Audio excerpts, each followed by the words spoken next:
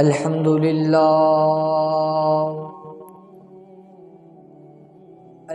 لله نحمده ونستعينه ونستغفره ونؤمن به ونتوكل عليه ونعوذ بالله من شرور أنفسنا ومن سيئات أعمالنا من يهده الله فلا مضل له ومن يضلله فلا هادي له ونشهد أن سيدنا وسندنا وحبيبنا ومولانا محمدا عبده ورسوله بعد أعوذ بالله من الشيطان الرجيم بسم الله الرحمن الرحيم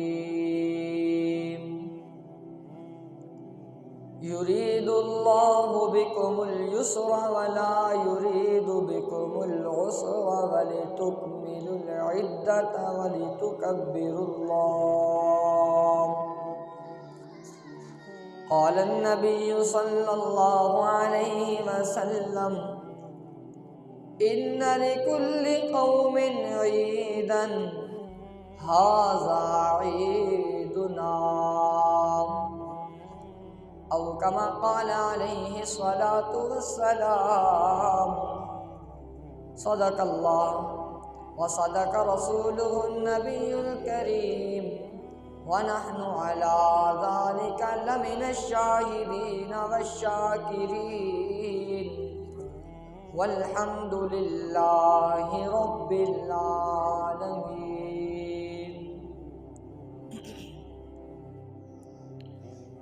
تمام تعریفیں اللہ وحدہ لا شریک کی ذات عالی کے لیے، کروڑہا درود و سلام آقا نامدار مدنی کریم جناب محمد مصطفیٰ احمد مجتبیٰ سرور کونین صلی اللہ علیہ وسلم کی ذات بابرکت پر، جن کے صدقے رب کائنات نے ہمیں بہت ساری نعمتوں سے نوازا۔ ان تمام نعمتوں سے ایک سب سے بڑی نعمت رمضان المبارک کا مہینہ اللہ رب ذوالجلال نے ہمیں عطا کیا، اور پھر ایمان والوں نے اس مہینے کا اعزاز و اکرام کیا، روزے رکھے، نمازیں ادا کی، قرآن کی تلاوت کا اہتمام کیا۔ خوش نصیب ہیں وہ لوگ جنہوں نے رمضان کے روزے رکھے، قرآن پڑھا، قرآن پڑھایا، قرآن سنا، قرآن سنایا، نمازیں پڑھی، نمازیں پڑھائی۔ اللہ رب ذوالجلال تمام مسلمانوں کی عبادات کو اپنی بارگاہ میں قبول فرمائے، اور آنے والے رمضان تک اللہ اس رمضان کو بخشش اور نجات کا ذریعہ بنائے، اور کل قیامت کے دن اللہ رب ذوالجلال اس مبارک مہینے کی برکت سے ہماری بخشش کا اعلان فرمائے۔ سامعین محترم، عید کا معنی خوشی ہے۔ ہر قوم میں کوئی نہ کوئی دن خوشی کا، کوئی نہ کوئی تہوار خوشی کے طور پہ منایا جاتا ہے۔ جیسا کہ عیسائی کرسمس کے نام سے اپنا تہوار مناتے ہیں، اسی طرح دیگر قومیں ہیں، ان کی اپنی اپنی عیدیں ہیں، اپنے اپنے تہوار ہیں، اپنی اپنی خوشیاں ہیں۔ اللہ کے نبی صلی اللہ علیہ وسلم جب مکہ مکرمہ سے ہجرت کر کے مدینہ منورہ تشریف لائے تو مدینہ منورہ میں 2 قسم کے تہوار منائے جاتے تھے، اور وہ لوگ ان تہواروں کو خوشی کا دن کہتے تھے، اور ان کی خوشی کا اظہار ناچ گانا، باجے بجانا، شور شرابہ کرنے کی صورت میں ہوتا تھا۔ تو اللہ کے نبی صلی اللہ علیہ وسلم نے فرمایا، ان لکل قوم عیدا، بے شک ہر قوم کے لیے کوئی نہ کوئی عید ہے، کوئی نہ کوئی تہوار ہے۔ ھذا عیدنا، اللہ نے میری اس امت کو 2 عیدیں عطا فرمائی ہیں، ایک کا نام عید الفطر ہے، ایک کا نام عید الاضحیٰ۔ آج عید الفطر کا دن ہے۔ عید کا معنی خوشی اور فطر کا معنی افطار کرنا۔ رمضان کا پورا مہینہ انسان روزوں سے گزارتا ہے، پابندی سے گزارتا ہے، لیکن جب عید کا دن آتا ہے تو اللہ رب الجلال بندوں کی دعوت، بندوں کے اعزاز و اکرام کا اہتمام فرماتے ہیں۔ عربی کے چند اشعار ہیں، ان کا ترجمہ آپ کے سامنے بیان کرتا ہوں۔ فرمایا، لیس العید لمن لبس الجدید، کہ سنو، عید اس آدمی کی نہیں ہے جو اچھے کپڑے پہن لے، انما العید لمن خاف بالوعید، بلکہ عید تو اس آدمی کی ہے جو اللہ کی وعیدوں سے ڈر گیا اور اللہ کو منا لیا۔ دنیا میں بھیجنے کا مقصد بھی رب کائنات کا یہی ہے کہ میرے بندے میرے سے ڈر کے، میری مان کر، میرے حبیب محمد مصطفیٰ احمد مجتبیٰ سرور کونین صلی اللہ علیہ وسلم کی اتباع اور اطاعت کے مطابق زندگی گزار کے آ جائیں تو میں انہیں انعامات سے نواز دوں گا۔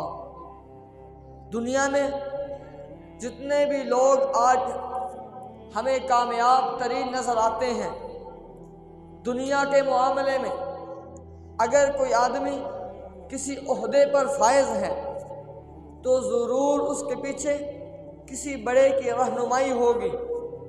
آج جو عدالتوں میں جج، جو افسران بیٹھے ہیں، وہ یہاں ایسے نہیں بیٹھے، بلکہ ان کے پیچھے کسی کی محنت ہے، ان کی محنت کی برکت سے وہ وہاں پہنچے۔ آج جو منبر پہ بیٹھ کے علماء خطبہ دے رہے ہیں، بیان کر رہے ہیں، یا حافظ قرآن تراویح میں قرآن سنا رہے ہیں، دیگر عبادات کو سر انجام دے رہے ہیں، اس کے پیچھے بھی علماء کا کردار ہے، کسی بڑے کا ہاتھ ہے تو یہ کام ہو رہا ہے۔ اسی طرح اگر ساری کی ساری انسانیت، سارے کے سارے انسان یہ چاہتے ہیں کہ ہم کامیاب ہو جائیں، ہماری عید اس دن ہو کہ جب رب کی بارگاہ میں ہم پیش ہوں تو رب ہمارے لیے بخشش کا اعلان کرے، رب کہے فلاں بن فلاں آج کامیاب ہو کر کے جنت میں جا رہا ہے۔ تو اس کامیابی کو حاصل کرنے کے لیے 2 کام جو سب سے اہم اور ضروری ہیں، ان کے بغیر کوئی دنیا کا انسان چاہے اپنے آپ کو ولی کہلوائے، چاہے اپنے آپ کو قطب ابدال کہلوائے، چاہے جتنا بڑا پیر کیوں نہ اپنے آپ کو کہلوائے، اگر وہ اللہ کے حکموں کی پابندی نہیں کرتا، نبی کریم صلی اللہ علیہ وسلم کی اطاعت نہیں کرتا، اسے دنیا والے جو مرضی کہتے رہیں، وہ کامیاب ترین انسان نہیں ہو سکتا۔ آج دنیا کے انسانوں کا ایک نظریہ بن چکا ہے کہ کامیاب وہ ہے جس کے پاس اچھا کھانا، اچھی رہائش، اچھا مال و دولت ہو تو وہ کامیاب ہے۔ نہیں میرے محترم بھائیوں، وہ کامیاب نہیں ہے۔ کامیاب تو وہ ہے جس کے بارے میں رب کائنات اعلان کریں گے، فمن زحزح عن النار وادخل الجنة فقد فاز، کہ آج فلاں آدمی جہنم کی آگ سے بچا لیا گیا اور جنت میں داخل کر دیا گیا۔ میں عرض کر رہا تھا کہ عید اس کی ہے جو اللہ کی وعیدوں سے ڈر گیا۔ توجہ کیجیے گا، رمضان کا مہینہ اللہ رب الجلال نے کیوں دیا؟ اس لیے کہ پورا مہینہ، پورا سال اگر انسان اللہ سے دور رہتا ہے تو یہ مہینہ ایسا عظمت والا، ایسی برکت اور رفعت اور فضیلت والا ہے کہ یہ مہینہ اپنے ایمان والے بندوں کو اپنی طرف کھینچتا ہے اور اپنے رب کے قریب کرتا ہے۔ اس میں شک کی بات نہیں۔ میں نے تکمیل قرآن کے موقع پہ ایک بات عرض کی تھی کہ یہ رمضان کو فضیلت ملی قرآن کی وجہ سے، مدینہ کو فضیلت ملی قرآن کے نزول کی وجہ سے کہ وہاں پہ قرآن کا نزول ہوا، اور حضور کو فضیلت ملی اس قرآن کے ساتھ نسبت ہونے کی وجہ سے، اور پھر اس امت کو فضیلت ملی اس لیے کہ یہ قرآن اس امت کو دیا گیا، کسی اور کو نہیں دیا گیا، اور یہی قرآن ہماری ہدایت اور رہنمائی کا سب سے بڑا ذریعہ ہے۔ ہم اپنا تعلق اس قرآن کے ساتھ جوڑیں، اس قرآن کو سمجھیں جو پورا مہینہ تراویح میں پڑھا گیا۔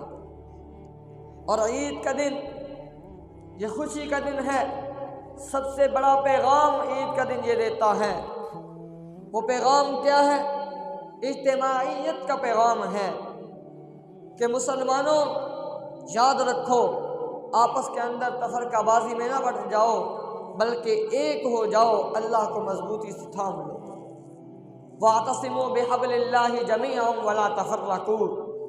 چوتھا پارہ اللہ رب الجلال فرما رہے ہیں کہ اے لوگو، تفرقہ بازی میں نہ پڑو، بلکہ اللہ کی رسی کو مضبوطی سے پکڑ لو۔ اللہ نے کہیں بھی کسی آدمی کو، کسی انسان کو کسی فرقے اور گروہ سے مخاطب نہیں کیا، بلکہ فرمایا یا ایھا الذین آمنو۔ ہمیں یا تو نام دیا گیا ایمان والا ہونے کا، یا ہمیں نام دیا گیا مسلمان ہونے کا، یا ہمیں نام دیا گیا امت محمدیہ ہونے کا۔ اس کے علاوہ ہمارا کوئی نہیں، بقیہ جو ہماری قومیں ہیں یہ ہماری پہچان کے لیے ہیں، یہ پہچان کے لیے اللہ نے بنائی۔ ہم سارے ایک نبی کے امتی ہیں، ایک نبی کا کلمہ پڑھنے والے، ہمارا قرآن ایک، حدیث ایک، ہماری نماز ایک۔ اس نے کلمہ پڑھا لا الہ الا اللہ محمد الرسول اللہ صلی اللہ علیہ وسلم۔ اللہ کے نبی نے فرمایا کہ یہ ایمان والا ہے، یہ مومن ہے، اور فرمایا مومن ایک جسم کی طرح ہوتا ہے۔ المؤمنون کرجل واحد، کہ سارے کے سارے مومن ایک جسم کی طرح ہیں۔ ان اشتکا رأسہ اشتکا کلہ، اشتکا عینہ اشتکا کلہ، کہ سارے کے سارے مومن ایک جسم کی طرح ہیں۔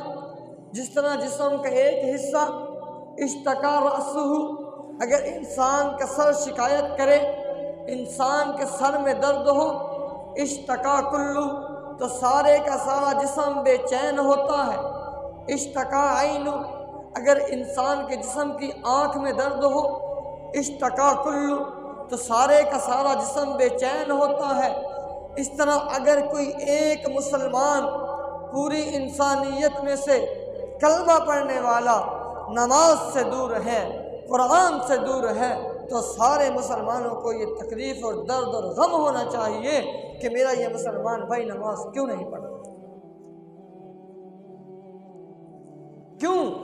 المؤمنون کرجل واحد، کہ مومن ایک جسم کی طرح ہے۔ اور انما المؤمنون اخوہ، کہ مسلمان تو آپس میں بھائی بھائی ہیں۔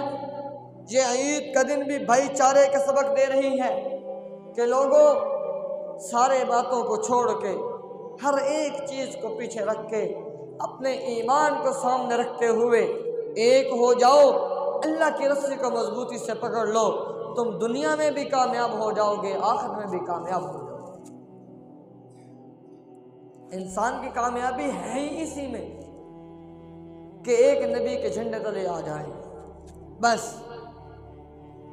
جو ہمارے نبی نے کہہ دیا اس پہ عمل کرنے والے بن جائیں، تب ہماری کامیابی ہے۔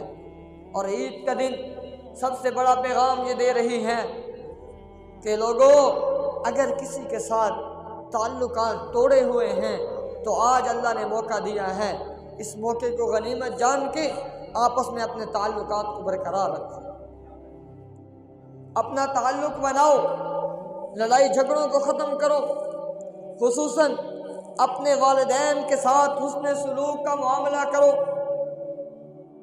والدین کے ساتھ حسن سلوک کا معاملہ کرو۔ اللہ نے فرمایا وَبِالْوَالِدَيْنِ إِحْسَانًا، کہ ان کے ساتھ احسان کا معاملہ کرو۔ احسان کا معاملہ کیا ہے؟ کہ ان کے سامنے سر جھکا دو، بس جو انہوں نے کہہ دیا وہ مان لو، اس میں اپنی رائے اپنی عقل کو نہ دوڑاؤ، بلکہ والدین کے سامنے سر تسلیم خم کر دو کہ جو آپ نے کہہ دیا ہم نے مان لیا۔ نہیں تو میرے محترم بھائیوں، ہم یہ نہ سمجھیں کہ ہم بڑے مال والے ہیں، بڑی طاقت والے ہیں، یا میں بڑی نمازیں پڑھتا ہوں، بڑے حج کرتا ہوں، بڑی عمرے کرتا ہوں، میری نماز، میرے روزے، میرے حج، میرے عمرے مجھے اللہ کے پکڑ سے بچا لیں گے۔ نہیں نہیں نہیں، یاد رکھیے گا صحابیت کا درجہ وہ عطائی اور اللہ کی طرف سے عطا کردہ درجہ ہے، عطائی اور وہبی درجہ ہے، کسبی درجہ نہیں ہے۔ صحابی وہ بنتا ہے جس کو اللہ چن لے، جس کا اللہ انتخاب کر لے۔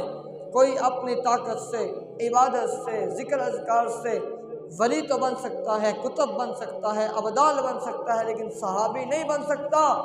یاد رکھیے میرے نبی کا صحابی ہے حضرت علقمہ رضی اللہ تعالی عنہ، ماں باپ کا بڑا فرما بردار تھا، میرے حضور کا شاگرد ہے، حضور کا صحبت یافتہ ہے، حضور کا صحابی ہے، حضور کے قدموں میں بیٹھنے والا ہے، والدین کا فرما بردار ہے۔ آخری وقت زبان پہ کلمہ جاری نہیں ہو رہا، بڑی کوشش کی لوگوں نے، صحابہ کرام آئے، کلمہ زبان پہ جاری نہیں ہو رہا، کہاں حضور کو بلاؤ، حضور آ کر کے کلمہ پڑھائیں گے۔ حضور کو پیغام بھیجا گیا، حضور آئے، آ کر کے کلمہ پڑھانے کی کوشش کی، زبان پہ کلمہ نہیں آ رہا۔ حضور غمزدہ ہو گئے، رنجیدہ ہو گئے، کہا اس کی والدہ کو بلاؤ۔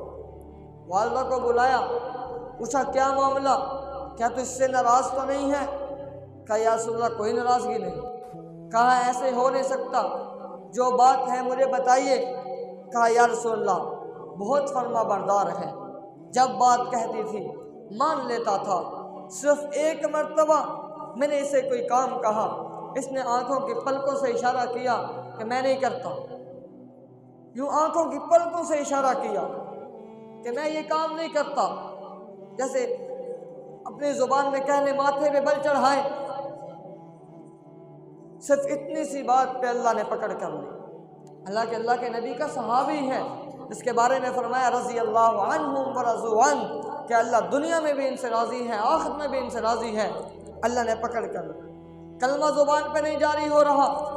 اللہ کے نبی نے فرمایا اس کی والدہ سے یا تو اس کو معاف کر دو ورنہ اس کو جلایا جائے گا۔ جب والدہ نے سنا کہ میرے بیٹے کو جلایا جائے گا تو والدہ نے معاف کر دیا۔ والدہ کے معاف کرنے کی دیر تھی، فوراً زبان پہ کلمہ جاری ہوا اور روح پرواز کر گئی۔